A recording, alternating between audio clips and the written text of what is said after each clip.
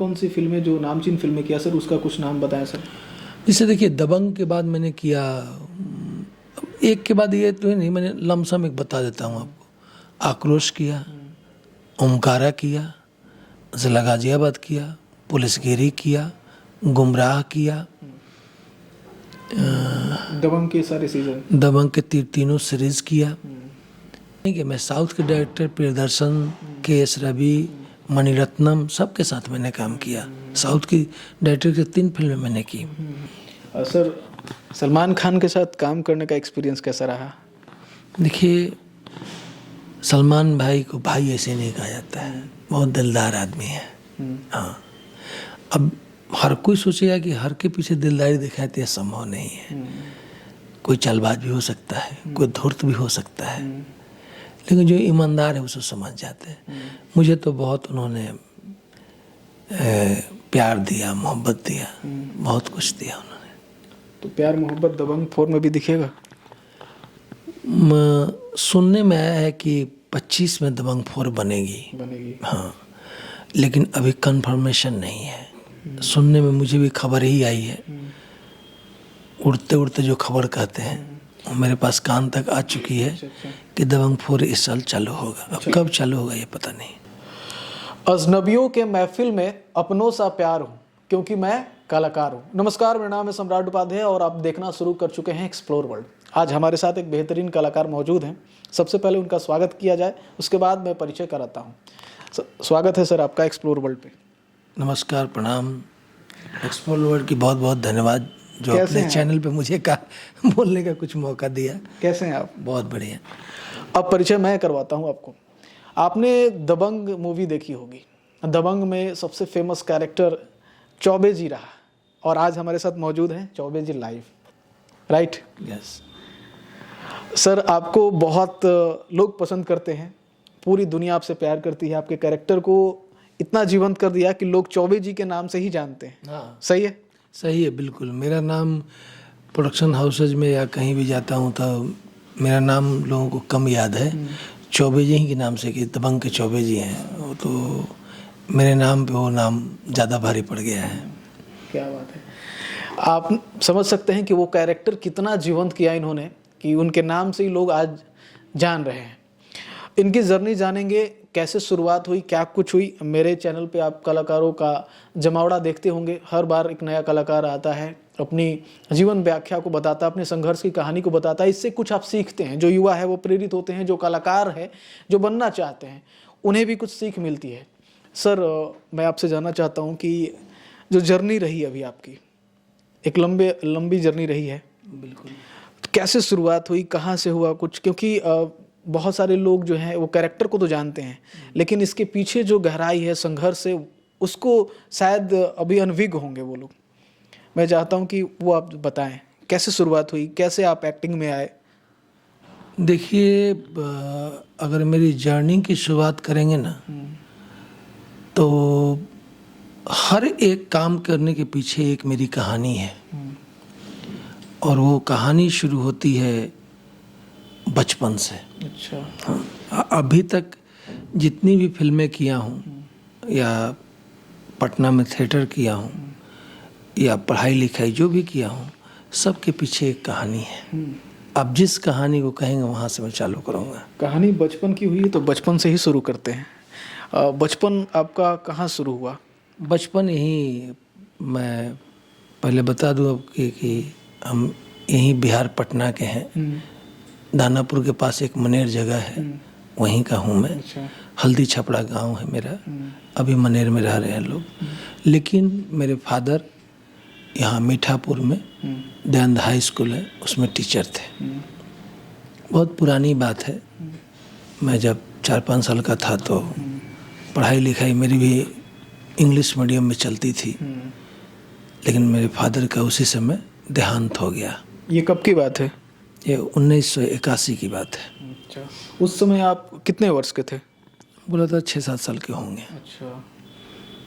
और जो मेरे फादर कभी भी गाना, नाटक, ये सब से उनको कोई लगाव नहीं था। वो चाहते थे कि मेरा बेटा नौकरी करे, क्योंकि आप लोग स्कूल में होंगे तो जानते हो एनसीसी और एयरविंग हुआ था, तो मेरे फादर एयरविंग टीचर भी थे। अच्छा अच्छा तो वो चाहते थे कि ये पायलट बने, अच्छा। तो हमें जहाज़ का जो भी होता था, और स्केच वगैरह? हाँ, मेरे फादर उस समय फ्लाइंग स्क्वायर भी थे। मैं आपको बता दूं कि जो भी बोर्ड में एग्ज़ाम में जो पेपर आते थे उस समय, मेरे फादर के सेलेक्ट किए जाते थे मैथ और ज्योग्राफी के, तो जो सेलेक्ट करते थे वही मैट्रिक एग्ज़ाम में छपता था, मैंने बोर्ड ऑफिस में ऐसा था। खैर, तो जब एक्सपायर किए तो मेरा जीवन फिर संघर्ष वहाँ से शुरू हो गया। तो एक्टिंग की जर्नी कैसे हुई आपकी शुरू? एक्टिंग की जर्नी ऐसे हुई कि जब फादर चले गए तो मैं अकेला पड़ गया और रोता रहता था। तो बगल में एक थिएटर के थे, नाम था उनका दीपक श्रीवास्तव। अच्छा, मतलब कहाँ? पटना ही का? हाँ, तो वो बोलते थे कि तुम इस तरह रोते हो तो चलो मेरे साथ, तुमको मन लगेगा। अच्छा। तो उन्होंने अपने संस्था में ले गया मुझे उसी समय। और पहले जो नाटक हुआ करता था उसमें ईमानदारी और लगन भी होती थी लोगों को काम करने की। प्रोफेशनल नहीं था उस समय, दिल से लोग काम करते। मैं भी जाता था रिहर्सल में, झाड़ू दे करके, जो भी होता था, एक कलाकार का जो धर्म होता था, अपना बैठता था ऐसे से। उन्हीं के लिखी हुई नाटक में मैंने पहला ब्रेक मिला मुझे। नाटक का नाम है अत्याचार। अच्छा अच्छा। उसमें मैं नेगेटिव काम मिला और किया, और पेपर के में मेरा छपना शुरू हुआ। उसके बाद उस समय आप किस क्लास में थे? क्या उम्र रही होगी जब आप पहला नाटक कर रहे थे? उस समय मुझे लगता है कि पाँचवा छठा में होंगे अंदाज, ऐसा कुछ होगा। हाँ, मतलब नाटक की शुरुआत बचपन से ही शुरू हो गई थी आपके? हाँ, फादर के मरने के बाद शुरुआत हो गई। उसके बाद आज जहाँ प्रयास के 1983 में हम लोगों ने इस संस्था का नींव रखा, फिर मैंने इस संस्था से नाटक करना शुरू किया। उसके बाद कंटिन्यू नाटक करना। नाटक लगातार अभी भी सक्रिय हैं रंगमंच में? नहीं, मैंने 1994 में थिएटर को छोड़ दिया। छोड़ दिया। इतना साल मैंने कंटिन्यू नाटक किया, और शॉर्ट प्ले ड्रामा कंपटीशन में मैंने भाग लिया।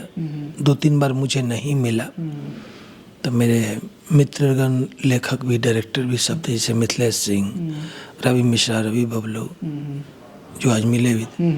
इन लोगों ने मेरे ऊपर काफ़ी मेहनत किया। हमें उतनी आती नहीं थी, इन लोगों ने काफ़ी मेहनत किया। तो मुझे जहाँ तक याद है कि 7 टाइम्स बेस्ट एक्टर का अवार्ड मिला मुझे शॉर्ट प्ले ड्रामा कंपटीशन में। क्या बात है। और उसके बाद मैंने इस थिएटर को फिर नहीं देखा। अच्छा। क्योंकि मेरे पास और भी काम करना था। मेरी बड़ी बहन थी, उसकी शादी करनी थी। तब तक हम मैट्रिक का एग्ज़ाम दे चुके थे, अपना भी लाइफ था, सर्विस भी करते थे, खेती भी करते थे, पढ़ाई भी करते थे, प्लस नाटक भी करते थे। इतनी जिम्मेदारियां एक साथ मेरी चलती थी, तो 4-5 काम एक आदमी से करना बड़ा मुश्किल होता था। लेकिन मैं उस समय सब करता था। एक तरफ खेती भी करता था, पढ़ाई भी करता था, नौकरी भी करता था, नाटक भी करता था। इतना काम एक साथ करता था मैं। तो उस समय फिर लगा कि नहीं, अब ज़्यादा समय थिएटर का दूंगा तो ये पोर्शन नहीं बच जाएगा, तो मैंने उसको छोड़ा। तो दूसरा। अच्छा। जी। तो यहाँ से जब गए आप मुंबई, तो मुंबई में दिल्ली गया। अच्छा, इस यहाँ के पटना इतने सालों काम करने के बाद फिर आप दिल्ली गए? दिल्ली से बॉम्बे गया। दिल्ली में भी थिएटर किया आपने? दिल्ली में 2-3 सीरियल छोटा किया। अच्छा। 2 साल थे। 2 साल के बाद मैं फिर बॉम्बे चला गया। तो अब की यहाँ पे पढ़ाई जो है वो कंप्लीट हो गई? हाँ, यहाँ पे मैंने AN कॉलेज से पोस्ट ग्रेजुएट किया। अच्छा, PG आपने यहाँ से किया। उसके बाद चले गए आप मुंबई। मुंबई की जर्नी जो है क्या वो कब शुरू हुई? कौन सा दौर था वो? साल 2000। आज है 2025। 25 वर्षों का सफ़र है ये मुंबई का। उसके पहले जो है आपने थिएटर किया, अलग अलग जगहों से काम किया, है ना? तो 25 सालों का जो दौर है, तो आपने माया नगरी को, तो उसे माया नगरी कहते हैं, तो उसमें तो बहुत आपने चीज़ों को देखा होगा, झेला होगा। वो कैसा दौर था जब आप इनिशियल फेज में थे मुंबई में? देखिए, अभी उस समय जो काम करने का जो तरीका था ना, तो उस समय जैसे कि लोग जाते थे तो डायरेक्टर से मुलाकात होती थी, प्रोडक्शन हाउस में टीम हुआ करती थी, उनके असिस्टेंट लोग कास्टिंग करते थे। तो जैसे कि अगर काम होना है तो तुरंत 1-2 दिन में यस नो का फैसला मिल जाता था। अच्छा, पहला काम आपको कौन सा मिला था मुंबई में? पहला मैं जैसे पहुंचा था तो वहाँ मुझे सीरियल किया जय हनुमान। अच्छा हाँ, तो उसमें मुझे रंजन सिंह अच्छा, बिहार के ही हैं वो तो? बिहार के ही हैं। तो मुझे जानते नहीं थे वो। तो मैं डायरेक्ट उनके घर पहुंच गया। बहुत उनको कहा सुना तो उन्होंने जय हनुमान में मुझे उन्होंने ही काम दिया। समझिए कि बम्बई में शरण देने का काम उन्होंने किया। क्योंकि जब सीरियल करने लगा तो कुछ पैसे आने लगे तो रुकना, मैं वहीं से मेरी प्रथम सीरियल हुई वो। अच्छा, अभी तक कितने सीरियल किए होंगे सर आप? हम ज़्यादा नहीं काम किए सीरियल में, 5-6 सीरियल में काम किए। हाँ, जिसमें उस समय जी टीवी और स्टार प्लस आने वाला था और आया तो उसने शायद, मुझे जहाँ तक याद है, उसका पहला मैंने कि सीरियल की दुनिया में रिश्ते और स्टार बेस्ट सेलर एपिसोडिक कहानी चालू किया, जिसमें रिश्ते था इनका जी टीवी का और स्टार बेस्ट सेलर था स्टार का।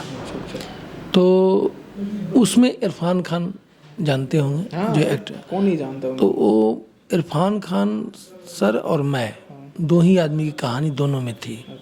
तो मैंने उस सीरियल में दोनों को, इरफान खान और सर में मैंने काम किया दोनों। अच्छा, फिल्मों की जब शुरुआत हुई मुंबई में, वो किस फिल्म से हुई आपकी शुरुआत? मुझे पहली पिक्चर मिली एक से बुरे दो।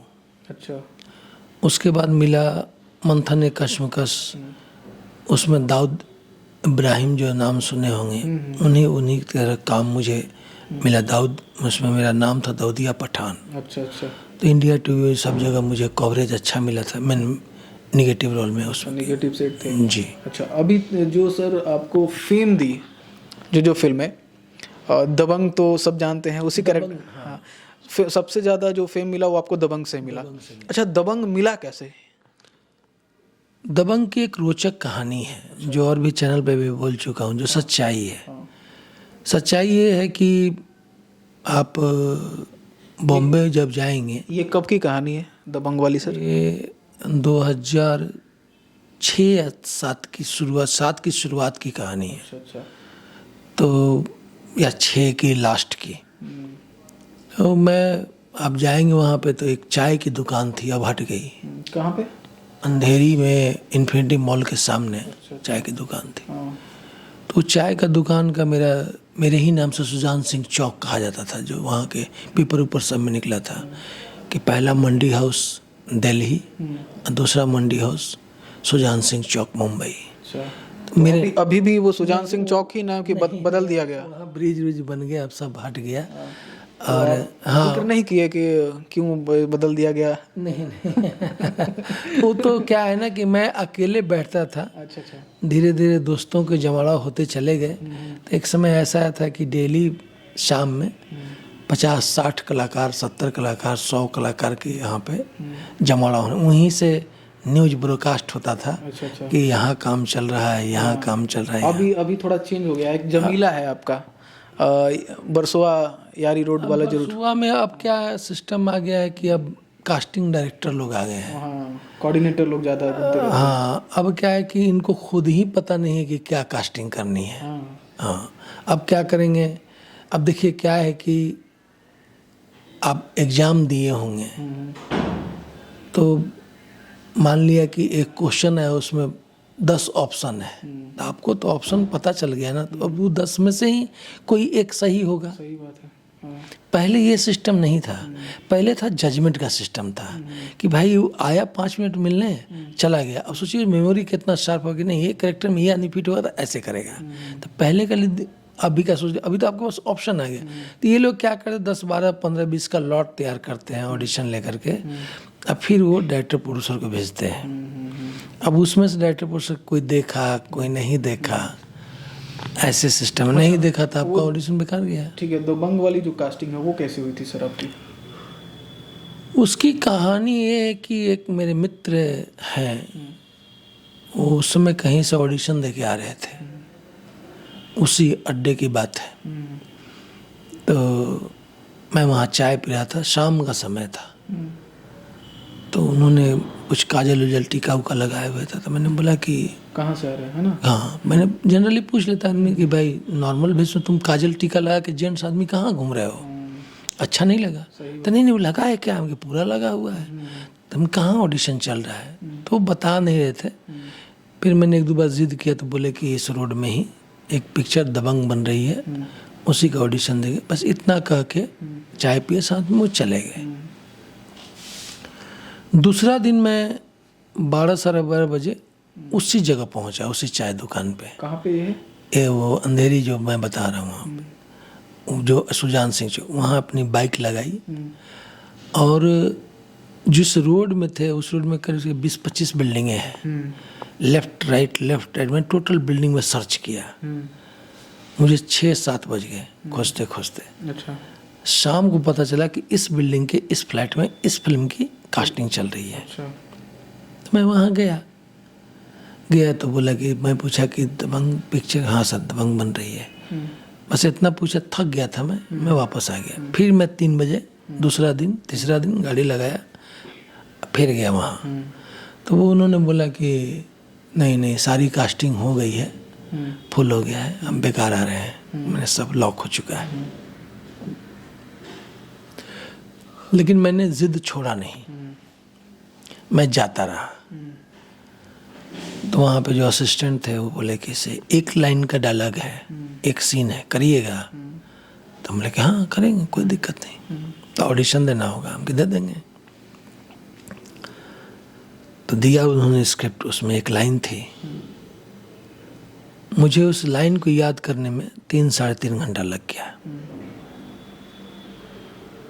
उसके बाद गए, सब लोग मुझे इस तरह से देते थे कि ये थे एक लाइन अभी तक याद हुआ नहीं इसको, फिल्म में कैसे काम करेगा। लेकिन मैंने वो नहीं किया, और वो पिक्चर सीन है भी नहीं, वो नाई का रोल था। मैंने पूरे ग्राफ को बनाया कि ये नाई का दुकान बॉम्बे नहीं फिट है। फिर दिमाग को लाया पटना, नहीं फिट है। फिर ले गया मनेर, नहीं फिट है। फिर ले गया गांव, दिमाग को देखा कि हाँ ये दुकान फिट है। वहाँ मैंने करेक्टर 4 एस्टेब्लिश किया, माइंड एक्टिंग जिसको कहा जाता है। हाँ, 4 करेक्टर, और उस चारों का डायलॉग मैं अपने खुद बनाया। अब 5वां करेक्टर बनाया, इसको जो 1 लाइन में था, लड़की जो सोनाक्षी जी हीरोइन का एंट्री था, वो मैंने बनाया। करीब 3-3.5 मिनट का मैंने ऑडिशन दिया। तो जब ऑडिशन दे के निकल रहा था, तो जो एसोसिएट थे उनका चेहरा मैंने देखा, तो मुझे लगा कि मैंने 50% काम कर दिया है। अच्छा। हो गया है। और उसके बाद मैं गांव चला, यहीं पटना। अच्छा। 15 दिन बाद फ़ोन आया कि सर आपने जो ऑडिशन दिया था, आपकी कास्टिंग हो गई है, लेकिन उस रोल में नहीं, मेन रोल में हुआ है, सलमान भाई के साथ कंटिन्यू रहना है आपको। आपका करेक्टर है जटाशंकर चौबे का। चौबे नहीं, पूरा नाम जटाशंकर चौबे है। तो आपको हमके बहुत बहुत धन्यवाद है। फिर गया तो दबंग से शुरू हुई। सर, सलमान खान के साथ काम करने का एक्सपीरियंस कैसा रहा? देखिए, सलमान भाई को भाई ऐसे नहीं कहा जाता है, बहुत दिलदार आदमी है। हाँ, अब हर कोई सोचेगा कि हर के पीछे दिलदारी दिखाए तो यह संभव नहीं है। कोई चालबाज भी हो सकता है, कोई धूर्त भी हो सकता है, लेकिन जो ईमानदार है उसे समझ जाते हैं। मुझे तो बहुत उन्होंने प्यार दिया, मोहब्बत दिया, बहुत कुछ दिया उन्होंने। तो प्यार मोहब्बत दबंग 4 में भी दिखेगा? सुनने में आया है कि 25 में दबंग 4 बनेगी। हाँ, लेकिन अभी कंफर्मेशन नहीं है।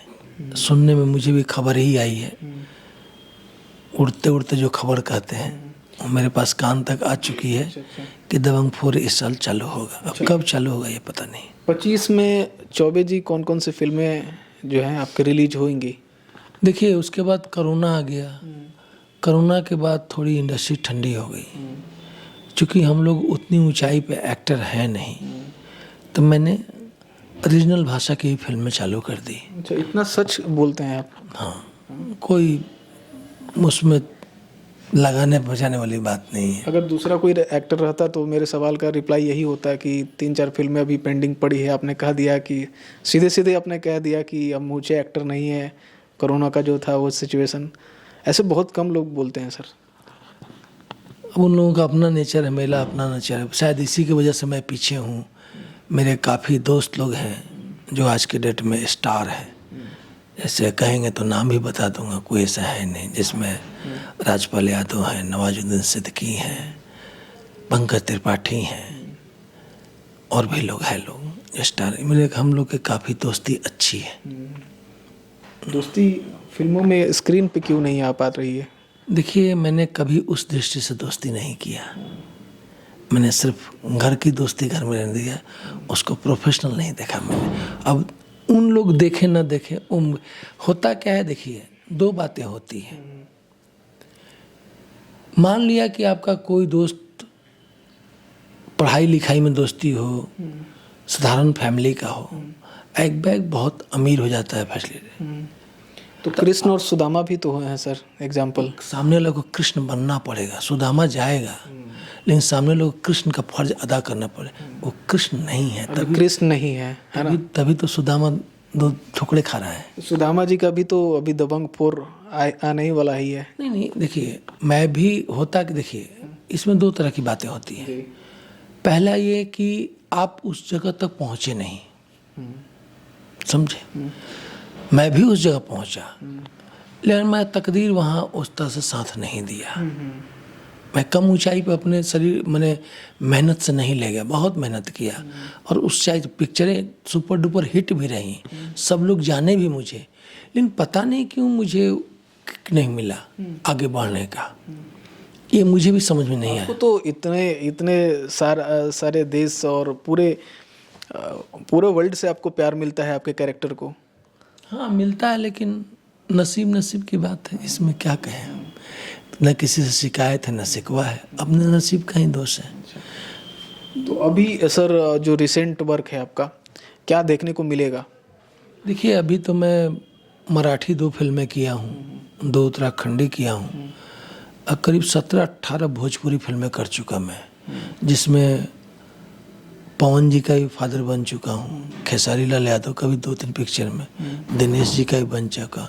हीरोइन में जितनी हीरोइन हैं, अम्रपाली जी हैं, रानी चटर्जी जी हैं, अक्षरा जी हैं, और भी संजना सिंह कौन लोग हैं, सबके मैंने फादर का रोल कर चुका हूँ मैं। अभी 17-18 फिल्म मैंने किया है। तो अभी हाँ, ये ज़रूर कहूँगा कि आपको हिंदी पिक्चरें इस साल देखने को मिलेंगी, लेकिन अभी ये नहीं कहूँगा कि कब मिलेंगी।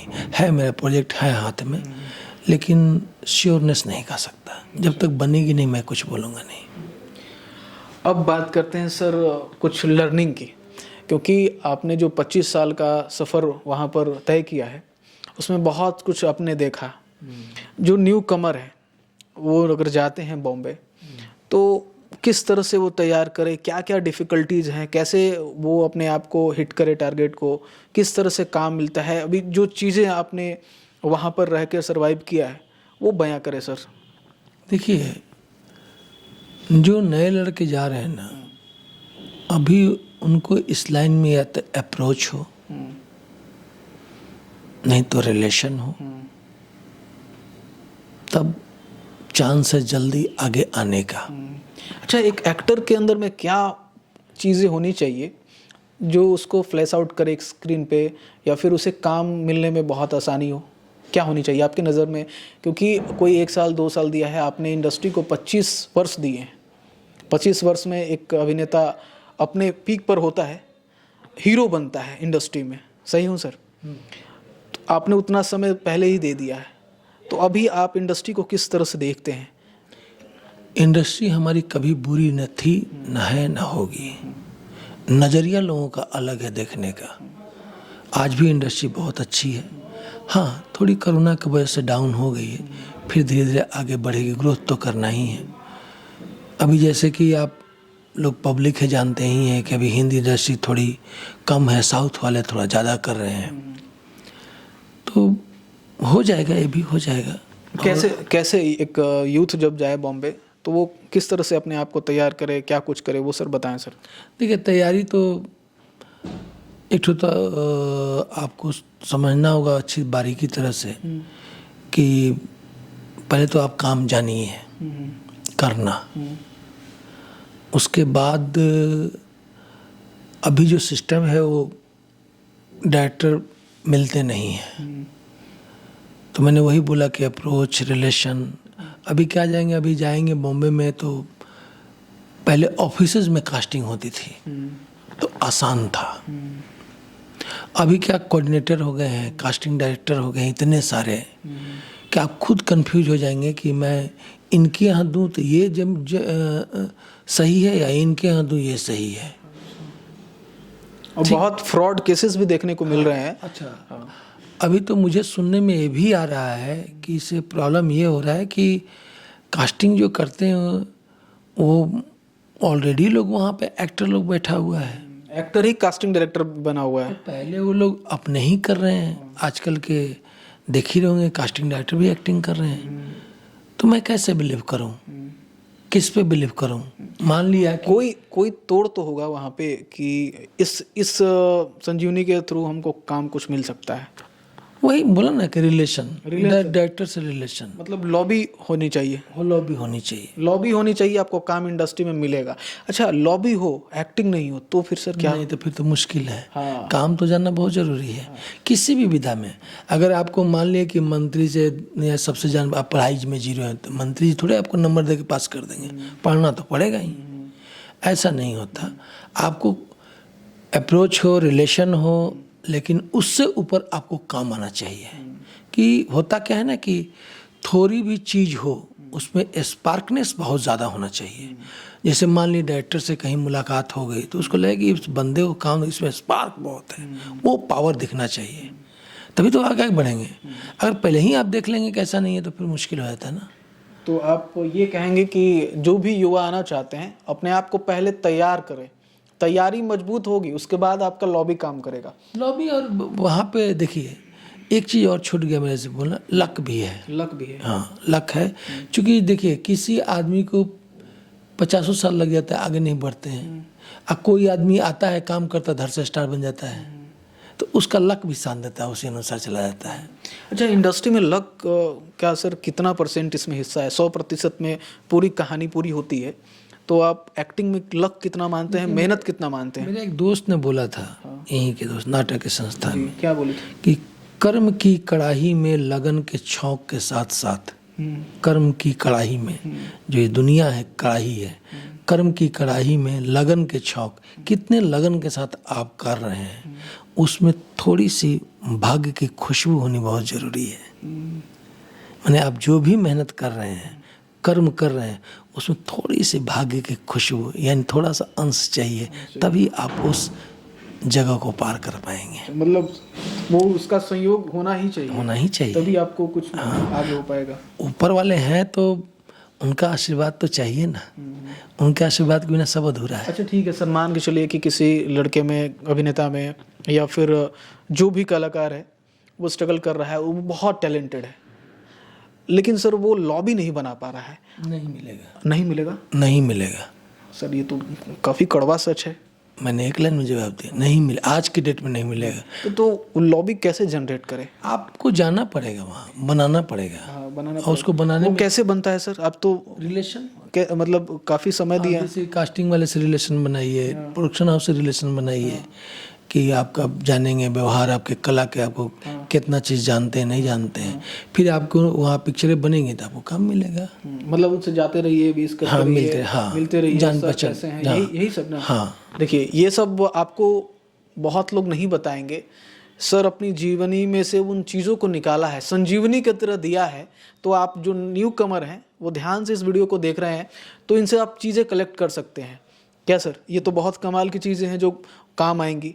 आप बहुत टैलेंटेड हैं, लेकिन आपका रिलेशन बिल्डअप खराब है, आपका पीआर सही नहीं है। आज इसको फैंटेसी में पीआर कहते हैं, राइट सर? तो आपको वो स्टारडम नहीं मिलेगा, या फिर हो सकता है आपको काम भी नहीं मिले। आपने कहा कि काम ही नहीं मिलेगा। क्या है ना कि पहले जो मैंने स्ट्रगल का तरीका अलग था, कि लोग जैसे कहते थे कि पैदल चले जा रहे हैं, काम मिल गया, कोई चना खा के, कोई भूखे पेटे स्ट्रगल कर रहा है, काम मिल गया। समय के अनुसार सब चीज़ बदल गया है। अब आपको उस चीज़ को मेंटेन खुद करना है।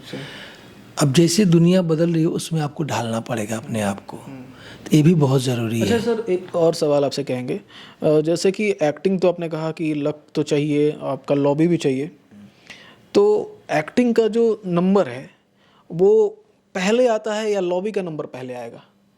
नहीं, देखिए किसी भी चीज़ में है ना, पहले काम जानना बहुत ज़रूरी है, उसके बाद ही सब चीज़। चांस मिलेगा तभी तो सर आप दिखा पाएंगे। बता रहा हूँ, जैसे मान लिया कि आपका लॉबी बहुत अच्छा है, बहुत पैसे वाले हैं, तो देखिए लॉबी कैसे बनता है, पैसे से बनता है। भिखारी से भिखारी का लॉबी अमीर नहीं होगा, अमीरों से दोस्ती नहीं होगी, ये तो क्लियर है। मैंने एक लाइन बात समझे, भिखारी से कभी अमीरों से दोस्ती नहीं हो सकती, नहीं होती। अमीरों को भिखारी से नहीं हो सकती, दोस्ती नहीं हो, दान कर देगा, उसको मदद कर देगा, उसका घर द्वार सब दे देगा, लेकिन दोस्ती नहीं होगी। उसकी दोस्ती होगी अपने लेवल में ही होगी। तो आपको पहले उस लेवल में पहुंचिए, दोस्ती तो बन गई। अब बन गया कि मैंने दोस्ती या लॉबी के चलते आपको काम मिल भी गया, आप वहाँ विश्वास करके कि नहीं अच्छा लड़का है, अच्छा स्वभाव है, अच्छा करेगा, इसको काम दे देते, इसको काम दे देते हैं। अब वहाँ जाके आपको कुछ आया ही नहीं, तो आप तो पहले ही फेल हो गए। एक होता क्या है कि लॉबी भी कोई आसान तरीका नहीं है बनाना, आपको पहले उसमें भी पैसे खर्च होते हैं बहुत ज़्यादा, और उस माहौल में आपको बैठने के लिए, अच्छा उससे ज़्यादा खर्च है सर्वाइव करने में। क्योंकि मान लिया किसी अमीर से दोस्ती है तो आप उसको मेंटेन करेंगे ना, आप उस टाइप से बन के जाएंगे। अब मान लिए 2 साल काम नहीं मिला, तो 2 साल सर्वाइव करने के लिए पैसा तो चाहिए ना, उस चीज़ को मेंटेन करने के लिए। जहाँ मान लिए कि साधारण कलाकार का 10,000, 20,000, 15,000, 25,000 महीना खर्चा हो रहा है, आज जो मेंटेन कर उसका 1,00,000, 1.5 लाख रुपया खर्चा हो रहा है, और 2 साल काम नहीं मिला, तो जोड़ लीजिए कितना पैसा उसका निकल गया, एकदम कर्ज में चला गया। तो पहले तो ये देखिए कि मेरा बैकग्राउंड क्या है, हम टिक पाएंगे कि नहीं टिक पाएंगे। क्योंकि कोई भरोसा नहीं है आपको कि जाते के साथ काम मिल भी सकता है और नहीं भी मिल सकता है, दोनों है। काम मिल भी गया तो कितना दिन सर्वाइव कीजिएगा, नहीं करिएगा, आपको पेमेंट कितना देगा। नए लड़कों को काम दे देगा तो पैसे नहीं मिलते, जो एक स्टार को चाहे दुनिया जाने, जब तक स्टार ने भी आपका पेमेंट कैसे भरेगा। तो वो चीज़ के लिए आपको सर्वाइव करने का भी तरीका आना चाहिए, तो वो चीज़ भी बहुत ज़रूरी है करना। एक एक्टर के लिए सर क्राफ्ट कितना ज़रूरी है, उसका जो नॉलेज होना चाहिए, एक्टिंग की जो ट्रेनिंग होनी चाहिए वो किस तरह से होनी चाहिए, उस पर ज़्यादा वर्कआउट होना चाहिए? नहीं, मेरा तो अभी का जो दौर चल रहा है इसके अनुसार मैं तो कहूँगा कि जो साधारण परिवार से हैं वो थोड़ा दूरी बनाएं इस लाइन से, कमाएं खाएं अच्छी बात है, क्योंकि अब बहुत बदल गया है मामला। आप देख ही रहे हैं यूट्यूब चैनल क्या क्या आ गया, मामला बहुत बदल गया है, से इतना आसान नहीं रह गया अब काम करना जितना पहले था। अभी और कंपटीशन हार्ड हो गया है, हार्ड इस सेंस में हो गया है कि हो सके आपको बरसों वही बात आएगी, पैसे की बात। तो आप पहले अपना देखिए कि आप उतना दिन सर्वाइव कर पाइएगा कि नहीं कर पाएगा, आपका परिवार साथ देगा नहीं देगा। पता चला आपकी जो एनर्जेटिक उम्र है वो चली गई, आप कहीं के नहीं रह गए, ना आपको नौकरी मिलेगी, ना आपको ये भी गया वो भी गया, सब चला गया। अंत में आप हार मान के कंप्रोमाइज करके कहीं कोने में जीवन बिता रहे हैं। तो अब वो दौर ख़त्म हो गया, उस सोचने का दौर ख़त्म हो गया। अब 2 ट्रैक पे चलिए, एक ट्रैक कमाने वाला रहेगा, एक ट्रैक है मिला नहीं तो अपना ये ट्रैक सही जा। मतलब बैकअप के साथ अगर आप तैयारी करते हैं तो आपकी गाड़ी जो है पटरी पे चलेगी, नहीं तो बीच में आप संटिंग पे खड़े रह जाएंगे और आप कहीं के नहीं रहेंगे।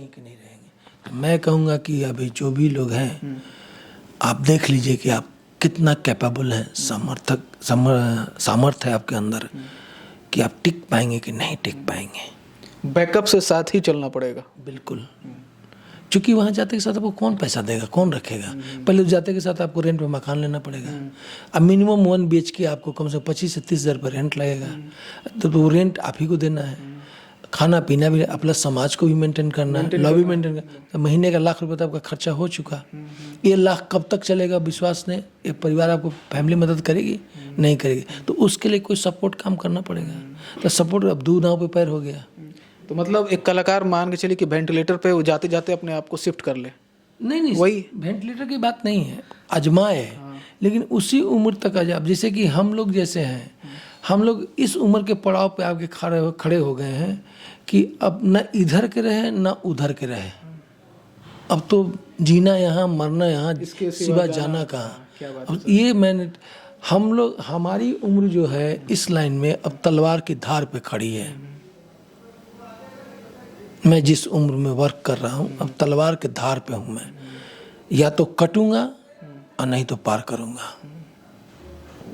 क्योंकि 25 साल में दे चुका मैं, अब मुझे कोई नौकरी नहीं देगा।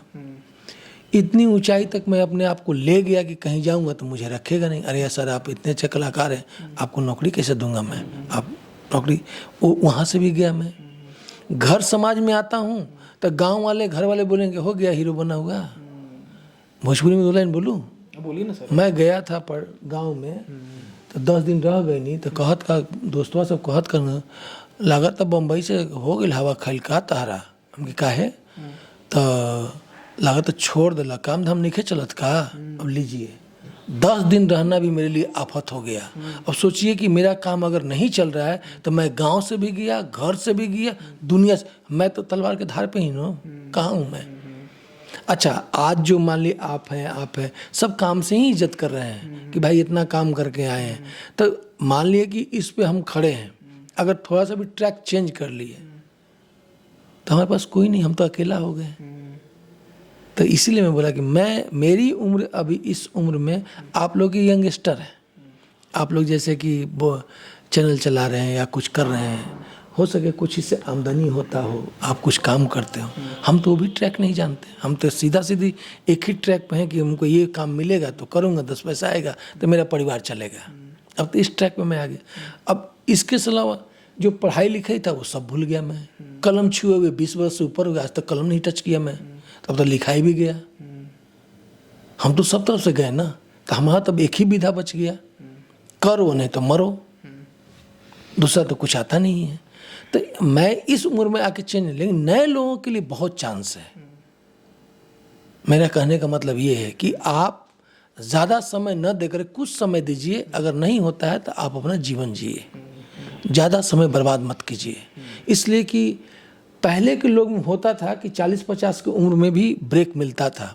जैसे कि 50 साल में अमरीश पुरी को ब्रेक मिला था, मैं गम्बो खुश हुआ, उसको उम्र में हिट हुए थे वो। कोई 55 साल में हिट हुआ था, नाना पाटेकर सब 40 के बाद हिट हुए थे, ऐसे ही कुछ। लेकिन अब वो ख़त्म हो चुका दौर, अब बिल्कुल ख़त्म हो गया। अब यंगस्टर आपके जाने माने, मतलब कि मैं इतना काम कर लिया, ठीक है। मैं जब सेट पे जाता है, यूट्यूबर एक लड़का आता है, अब मुझसे ज़्यादा हाई फाई में रहता है, उसको ज़्यादा सिक्योरिटी मिलती है, हम चुपचाप मुँह देख रहे हैं, हम इतना काम करके बुड़बक है। तो वो ज़्यादा लड़का हाई टैलेंट हुए, टैलेंट नहीं है।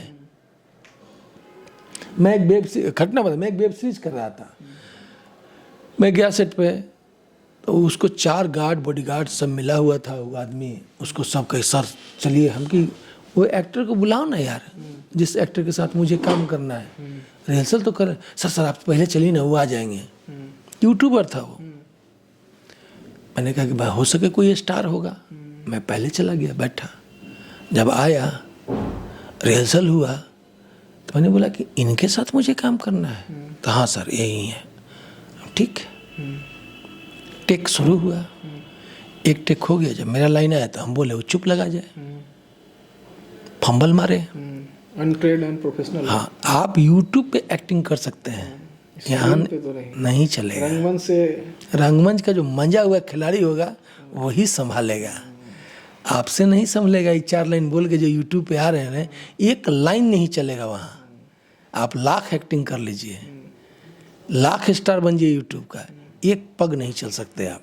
क्या तो हुआ उसके बाद सर? उसके बाद हुआ कि 2 बजे के बाद वेनिटी चला गया, शाम तक एक शॉट नहीं हुआ, उसको निकालना पड़ा उस काम से। अच्छा, भगाना पड़ा, इतना रिटेक बेइज्जत करके। अच्छा। हाँ, हमको सॉरी बोल करके हमको डबल पैसा दिया गया।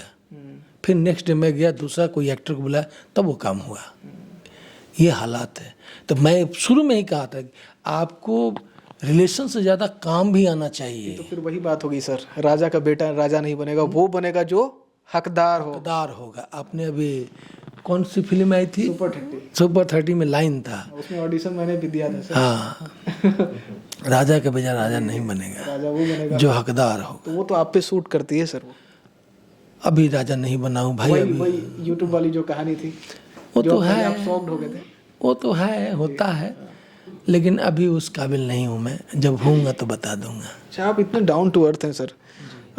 लोग एक फिल्म करने के बाद तो इंटरव्यू के लिए बहुत प्रोसेस वगैरह आप फैला देते हैं। आपने एक बार में इंटरव्यू के लिए हाँ कर दिया। देखिए, काम मैं जब लेने जाता हूँ तब सीरियस रहता हूँ कि एक काम को मुझे पाना है। उसको पा लिया, उसके बाद फिर मैं ज़मीन पे आ जाता हूँ। मिल गया ना, अब इसको निभाना है, उस पे अब ध्यान चला जाता है। अच्छा, सबसे जो कैरेक्टर है जो करना पसंद करते हैं, वो कौन सा जोनर है आपको जो पसंद आता है? देखिए, मुझे कॉमेडी और इमोशन मेरा पकड़ है, सीरियस। लेकिन अभी तक उस जोन में मैं, जैसे मैंने बताया आपको कि भोजपुरी मुझे डिफरेंट रोल करने का मौका मिल रहा है, जो एक एक्टर की ख्वाहिश होती है। नए नए चरित्र को जीना। अब दबंग करने के बाद इतना हिट सब कुछ मिला, लेकिन क्या मिला मुझे? जहाँ से मुझे फोन आया, सर पुलिस हवलदार का काम है। अच्छा, सर इंस्पेक्टर का काम है। सर डीआईजी का काम है। अरे मैंने 16 साल थिएटर खाली डीआईजी एसपी हवलदार के लिए किया। मैं विश्वास करिएगा, मैं यहाँ मुझे नौकरी लग गई थी दरोगा में। मैं छोड़ करके बॉम्बे गया था कि भाई मुझे एक्टर बनना है, नहीं तो आज मैं डीएसपी, मेरा कॉलेज का आज 9 गो दोस्त थे जिसमें 7 गो डीएसपी है बिहार सरकार में। अब मैं नौकरी मिला हुआ छोड़ करके जाके फिल्म कर रहा हूँ। तो अच्छा, यहाँ जो छोड़े सर उसी का आत्मा चला गया क्या सर वहाँ पे? नहीं, देखिए होता क्या है कि हमको भी इच्छा थी कि बड़े स्टार के साथ, जब सलमान भाई का नाम सुने हम कि ये कैरेक्टर तो मुझे करना है, चाहे नायिका रोल एक ही सीन का हो, लगेगा कि बड़े पिक्चर का हिस्सा हूँ मैं इस जोश में काम किया था। अच्छा, ये और बात सर, जैसे कि कोई कैरेक्टर को किसी एक्टर को मिलता है और वो कैरेक्टर बहुत ही फेमस हो चुका, उसके बाद उसी टाइप का कैरेक्टर, जैसे कोई अगर राक्षस बन रहा है या फिर कोई देव बन रहा है, तो लगातार उसको देव के लिए अप्रोच कर रहा है, स्टीरियोटाइप बन जाता है। इस पे आप किस तरह से देखते हैं? जैसे आपको पुलिस वाला का मिला तो फिर पुलिस वाले के कैरेक्टर को ज़्यादा अप्रोच करने लगे लोग, क्यों? ये देख, वही बोल रहा हूँ, वही कुछ देर पहले ही बोला मैं, ये कास्टिंग वालों का तरीका है, डायरेक्टर का तरीका नहीं है। जो जेन्युइन डायरेक्टर होगा ना, उसमें भी वो पकड़ लेता है कि इसको ये रोल दूंगा तो कितना अच्छा से करेगा। कास्टिंग वाला क्या है, वो फ्रेम टू फ्रेम चिपकाते हैं कि सर वो दबंग में 24 जी है ना, हवलदार का कितना, इसमें भी हवलदार में फिट हो जाएंगे। सीधा सीधी लाइन खींच दिया, उसमें आपके ऊपर एक्सपेरिमेंट नहीं किया कि नहीं ये कैरेक्टर नहीं सर, देखिए फाड़ू एक्टर है, ये कर देगा, इससे बढ़िया करेगा, आप एक बार करवा के, ये उनमें गुण नहीं है। वो सीधा सीधा अपना नौकरी कर रहे हैं लोग, सीधा सीधा अपना जॉब कर रहे हैं कि आपने पैसा दिया, ये उठाया, यहाँ से इंस्पेक्टर इधर डाल दिया, यहाँ का गुंडा यहाँ डाल दिया, कास्टिंग हो गई, अब आप जाइए, मेरा पैसा मुझे दे दीजिए, बात खत्म। कुछ रैपिड फायर सवाल हो जाए। बॉम्बे में आपको सबसे फेवरेट डायरेक्टर कौन लगे, या फिर उनका काम जो आपने काम किया लगा कि मैं बहुत कंफर्टेबल हूँ और इनसे सीखने को मिला, या फिर इनके साथ और काम करना चाहूँगा? फेवरेट डायरेक्टर कौन है बॉलीवुड के आपके?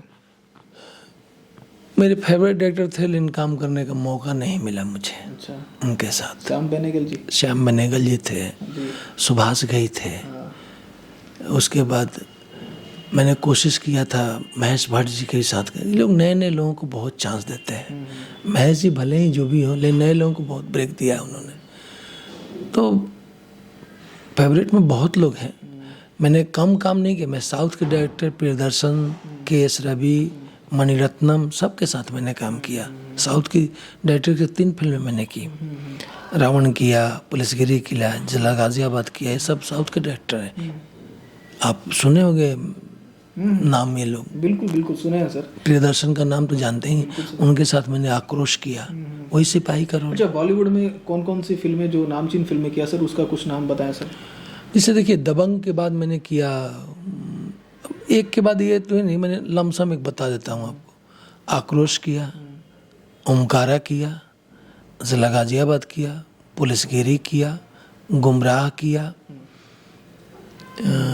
दबंग के सारे सीजन? दबंग के तीनों सीरीज किया, और भी कुछ फिल्में हैं मुझे याद नहीं आ रही हैं। IMDb पे वो सारी फिल्में लिस्टेड है, मैंने देखा था अभी अकाउंट आपका था हाँ पहले। आया होगा उस पर। जी जी। फेवरेट एक्टर कौन है बॉलीवुड के एक्टर जिनका अभिनय आपको प्रभावित करता है? ये सलमान भाई के साथ तो मैंने काम किया, लेकिन मैं ज़्यादातर फिल्में गोविंदा और कादर खान की देखता हूँ। गोविंदा की फिल्में तो अब नहीं आ रही हैं सर। जब आती थी तब। अच्छा। अभी भी रिपीट आती तो मैं हॉल उठता नहीं हूँ। अच्छा, अभी मूवीज आप देखते हैं? हाँ देखता हूँ, लेकिन जैसे कि अभी नए दौर में कौन से एक्टर आपको प्रभावित करते हैं, उनका काम अच्छा लगता है, कौन है वो? अभी तो मुझे कुछ समझ में नहीं आ रहा है, देखा ही नहीं था, पिक्चरें नहीं देखा हूँ मैं। देखना चाहता हूँ लेकिन उसमें शूट रहता है तो नहीं कर पाता हूँ। समय का भाव। हाँ, देखना होता है तो देख लेता हूँ। जैसे पुष्पा 2 मैंने पहले वाला देखी थी तो मुझे बहुत अच्छी लगी थी। वैसे और भी पिक्चरें आती हैं। दूसरी बात है कि मैं इतनी जगह बैठता हूँ कि सामने का सब चीज़ मुझे पता रहता है क्या होना है, और काम कम मिलने से आदमी की थोड़ी सी परेशानी बढ़ जाती है, तो उस कारण भी नहीं देख पाता हूँ। अच्छा, आप तो अलग अलग लैंग्वेज में काम कर रहे हैं। भोजपुरी, अब बिहार से हैं, भोजपुरी भी कर लगातार आप कर रहे हैं। आपने बताया कि 18-20 फिल्में की हैं। भोजपुरी शूटिंग में। हाँ, भोजपुरी कैसा लग रहा है सर आपको काम करके, और यहाँ पर क्या चीज़ है जो आपको प्रभावित कर रही है? यार भोजपुरी के बारे में कुछ कहें, ये तो आपका रीजनल क्षेत्र है। रीजनल क्या, मेरी मातृभाषा है। जी जी। मेरे माँ हिंदी नहीं जानती थी, अंग्रेजी नहीं जानती थी, वो भोजपुरी ही जानती थी। एक इंटरव्यू में मैंने आपको देखा था कि आपने कहा कि आपकी माताजी चाहती थी कि एक भोजपुरी फिल्म आप करें, देखने की इच्छा थी। अच्छा, ये देखा? मैं आपको रिसर्च करके ही बैठता हूँ सर, कहीं पे भी। मैं जब दबंग करके गया, दबंग 2 में मेरी शादी हुई। अच्छा। उससे पहले उसमें शूटिंग शायद चल रही थी जिला गाजियाबाद की, उसमें मेरी शादी हुई संजय दत्त के साथ। तो घर आया तो माँ मेरी देसी टीवी देख रही थी। तो मैंने दबंग के 7-8 साल बाद उनका कुछ तबीयत स्वास्थ्य ठीक नहीं था, तो मैं देखने आया। तो बोली कि बबुआ यही में काम करेला। उनको ये भी नहीं आता था। हम कि हाँ मैं यही में करीला, तो खाए कमाए भर मिल जाला। हम कि हाँ कैसे वो जीवन कटता, तो ना होके तो दूसर काम देखा। ना मैं अच्छा बा, बुरा करने के ठीक बा, देखो बात कहीं बुरा ना मन बा। हम कि ना मैं बोल ना ठीक बा, मैं काम करता तो करा, भोजपुरी में काम करता तो हमहूँ देखती। ये बात मेरे दिमाग में गड़ गई। मैं आया बॉम्बे, कोरोना से पहले की बात है। फिर मैंने सोचा कि कुछ लोग बोला कि यार तुम भोजपुरी करोगे तो फिर तुमको हिंदी में काम नहीं मिलेगा। ऐसा होता है क्या सर? रीजनल करोगे तो नहीं, हाँ रीजनल करोगे तो फिर ऊपर लेवल पे काम नहीं मिलता। रवि किशन तो भोजपुरी भी करते हैं, हिंदी भी करते हैं। पहले हिंदी आप करके ऊपर से नीचे आइए। नीचे से ऊपर आना मुश्किल है। अच्छा, अगर कोई भोजपुरी कर लिया नीचे से तो उसको ऊपर वाला ब्लॉक कर देता है? कहाँ आना देता है? नहीं। एक भी देखिए निकाल के। तो मतलब रवि किशन वगैरह जो है पहले ही। पहले हिंदी करते थे, पहले हिंदी में कितना सीरियल फिल्में कर चुके हैं। अच्छा, उसके बाद तो रिलेशन देखिए, वो मैं फिर बोल रहा हूँ, रिलेशन आपको अच्छा रहेगा तो इधर आना जाना कोई प्रॉब्लम नहीं है। मतलब हाँ, ऐसे डायरेक्ट नहीं उठाएंगे लोग। अब चूंकि OTT का दौर है तो अब खुल गया। अब चूंकि हिंदी, भोजपुरी, मराठी, बंगाली सब एक प्लेटफॉर्म पे आ गए हैं, तो अब रास्ता खुल गया है। अब कोई दिक्कत नहीं है, पहले प्रॉब्लम था। अच्छा, तो कब जब आपकी माताजी ने तो माताजी जब कहीं, तो मैंने एक में काम किया तो हमको उतना अच्छा नहीं लगा। कब की बात है ये? कोरोना के पहले की बात है। मतलब इधर ही आपकी 5-6 साल पहले? नहीं किया तो मैं 87 में ही एक पिक्चर कर चुका था भोजपुरी। अच्छा अच्छा। लेकिन मैंने बंद कर दिया, हिंदी में ज़्यादा ध्यान दिया। इधर आप एक्टिव हैं भोजपुरी? तो मैं जब बताया ना कि माँ आई तो कोरोना हो गया, तो माँ को बॉम्बे में ले गया था, रखा था। जी जी। आई, फिर एक बार बोली वो यहाँ आने के बाद कि भोजपुरी में ना काम करेला। हम कि मैं अब करब। तब तक उनका देहांत हो गया। अच्छा अच्छा। मैंने कहा कि अब जीवन रहे या चाहे जौन हो जाए, करूँगा दमदार। अब भोजपुरी भी करूँगा। हाँ। अब जो होगा देखा जाएगा। कम से कम माँ, उनकी आत्मा जान जाए कि बेटा कर रहा है। अब मैंने कंटिन्यू काम करना शुरू किया। अच्छा। हालांकि मेहनत इसमें भी काफ़ी किया मैंने। 1 साल लगा मुझे भोजपुरी को पकड़ने में, लेकिन पकड़ा तो फिर अभी हिंदी भोजपुरी दोनों कर रहा हूँ, मुझे कोई दिक्कत नहीं। हिंदी से भी कॉल आते हैं, भोजपुरी से भी, क्योंकि उधर भी अपना काम जमा चुका। अच्छा, भोजपुरी के कौन से डायरेक्टर हैं जिनके साथ आप काम करना पसंद करते हैं, या फिर कौन से एक्टर हैं जो पसंद आते हैं कि भाई इनके साथ? अच्छे हैं, सब अच्छे हैं। हाँ, सब अच्छे हैं। काम देखिए, कोई भी डायरेक्टर हो, कोई भी एक्टर हो, वो बस अपनी ईमानदारी से चाहता है कि मेरी पिक्चर अच्छी हो, हिट हो जाए, और मतलब कि काम करते रहे। कोई एक्टर ऐसा नहीं चाहता कि मेरी फिल्में खराब बने, कोई डायरेक्टर छोटा नहीं या बड़ा नहीं चाहता कि मेरी फिल्म, क्योंकि उसको भी आगे बढ़ने की तम, तो 100% हाँ, जाता है। अब उसमें कोई 19 होता है, कोई 20 होता है। अब किसी का पार्टिकुलर नाम लेके अच्छी बात नहीं है। मैं तो चाहूँगा कि सब डायरेक्टर अच्छे हैं, सब काम कर रहे हैं, आज के डेट में अच्छे काम कर रहे हैं। हाँ, अब जहाँ तक है कंपटीशन की बात है, तो उसमें कुछ लोग हैं, अप डाउन होता ही रहता है, तो होते रहे। देखिए क्या है कि एक समय में दबंग हिट थी, अभी दबंग 3 आई तो कोई देखा तक नहीं। अंतर ये हो जाता है। क्रेज का बात। क्रेज के बात है। ठीक है सर, मैं चाहूँगा कि आपका जो फेवरेट अभी तक का सफ़र में कोई डायलॉग्स ऐसा रहा? देखिए, हिट तो मेरा डायलॉग चौबे जी का ही था, ऐसा हो जाए सर। क्योंकि मेरे उसी ने ही मुझे इंडस्ट्री में नाम दिया। आज भी उसी की नाम से मैं सब जगह जाना जाता हूँ, और जो भी काम मिलता है दबंग मैंने काम करने से ही मिला। तो उसी का लाइन है, दबंग 2 का लाइन है कि जब वो फाइट होता है दीपक डोगरियाल के साथ सलमान भाई का, उससे पहले का छोटा सा सीन देखेंगे है उसमें, तो मैं बोलता हूँ कि पर्सनालिटी के हिसाब से कुछ ज़्यादा नहीं बोल रहा है, इतना लाइन है वहाँ पे उस पर। इसी के बाद सलमान भाई उसको मार के मोड़ के तोड़ ख़त्म कर देते हैं। अभी सर बिहार में भी कब तक रहेंगे? अभी 7-8 दिन होंगे। हमेशा बिहार आते रहते हैं? हाँ। रहना बिहार या मुंबई? नहीं, मेरा परिवार मुंबई में ही है, गोरेगांव में। बच्चा भी एक है, पढ़ रहा है वहीं पे। चूँकि गांव है मेरा, घर है, आना जाना तो लगा रहेगा। मिट्टी की खुशबू तो मेरी प्यारी तो बिहार ही है भाई। अच्छा सर, मुंबई पसंद है आपको कि बिहार पसंद है? देखिए, हमको मुंबई करियर की वजह से पसंद है। गांव का मेरा बिहार बहुत प्यारा है। यहाँ का हर चीज़ मुझे अच्छा लगता है। पता नहीं क्यों किसी को, कोई लोग जल्दी बदल जाता है, हमको बदलने पर नहीं लगता है। इस विषय में आज तक सोचा ही नहीं हूँ। मैं जैसे यहाँ रहता हूँ उसी घर में रहता हूँ, उसी होटल में भी रहता हूँ मैं।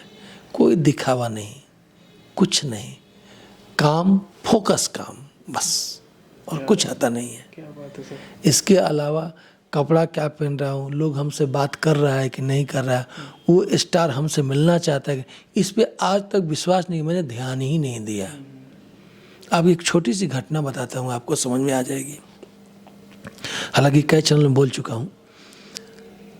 मैं जब दबंग की शूटिंग कर रहा था तो मैं खाना खाने गया, चूँकि उस समय कोई मुझे जानता नहीं था। तो खाना खाने प्लेट लेके हम भी गए सब कलाकार के साथ। तो खाना लिए, तो हमारे जो 4 हवलदार थे, दोस्त लोग जो उसमें देखेंगे दबंग 4, वो लोग भी खाना लिए। तो कुर्सी मिली, वो लोग तीनों की कुर्सी पे बैठ गए, मुझे चेयर नहीं मिली।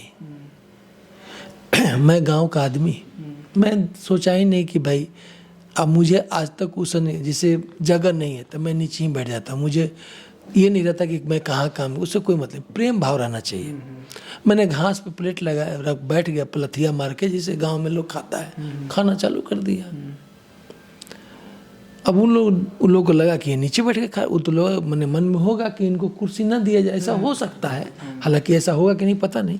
मैंने नीचे बैठने का, जब सेकेंड टाइम कुछ घट गया तो लेने चले गए, तो देखे कि लोग बैठ जाओ चेयर पे, आप तो नीचे बैठ चुके हैं, अब यहाँ तो दूसरी बात हो जाएगी। फिर अब नीचे बैठ, अब नीचे ही बैठूंगा मैं नीचे बैठ गया। अब विश्वास नहीं करेंगे, ये चीज़ को सलमान भाई देख रहे थे। कहाँ से देख रहे थे मुझे कोई पता नहीं। 5 मिनट बाद एक आदमी आया, मुझे बुला के ले गया। सलमान भाई ने मेरे से बात की, मैंने तंबाकू खा रहे थे, क्या खा रहे थे? बोले कि क्या है? हम कि सर ये चुनौती है, बिहार में मिलता है, एक सर तंबाकू से चूना रहता है। हाँ हाँ वो सब देखे, अच्छा है, एक काम करिए, कल से आप जब तक शूटिंग रहेगी आप मेरे साथ खाना खाइए। वो देख लिए कि मेरे साथ काम, नीचे बैठा कितना, मैंने उनको वो चीज़ भा गया। तो किसको कब भा जाए क्या चीज़, ये कोई नहीं जानता। अब विश्वास नहीं कि मैं 45 दिन सलमान भाई के घर से मुझे खाना बन गया, मैं वो जैसे अब बाहर निकलता था, जैसे आप मिलो वैसे मिलता था, जैसे उनसे। चौबे जी, और काफ़ी लोग पसंद करते हैं इनकी जर्नी, हम इस वीडियो में देख रहे थे, बहुत कुछ आपने सीखा होगा। कमेंट सेक्शन में प्रतिक्रिया ज़रूर दीजिएगा कि आपने किस चीज़ से कितना प्रभावित हुए, या फिर आपको ये वीडियो कैसी लगी। सर, एक्सप्लोर वर्ल्ड के दर्शक को क्या कहना चाहेंगे सर? मैं तो यही कहूँगा कि बहुत प्यारे इंसान हैं, नेचर ऐसे ही रखिएगा, इसको मत बदलिएगा। बहुत अच्छा नेचर है आपका, हम्बल नेचर है, इसमें ईगो को मत आने दीजिएगा। आप लोग दर्शक लोग इनको प्यार देते रहिए, ये जैसे हैं वैसे ही रहेंगे जीवन भर, भगवान इनको बना के रखे। बहुत बहुत धन्यवाद सर कि आपने हमें कीमती वक्त दिया